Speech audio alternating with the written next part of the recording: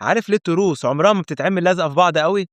حتى أدق الماكينات في العالم لازم تسيب مسافة صغيرة جدا بين سنان التروس، وده مش عيب تصنيع ولا نقص تكنولوجيا، ده نتيجة درس هندسي اتعلموه على مدار أكتر من 100 سنة.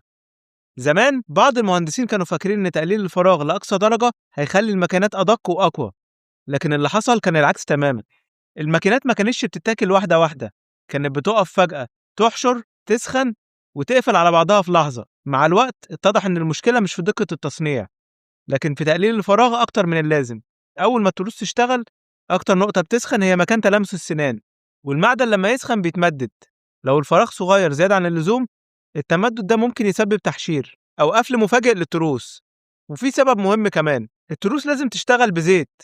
الفراغ الصغير ده هو اللي بيسمح للزيت يدخل ويكون طبقة حماية بين السنان.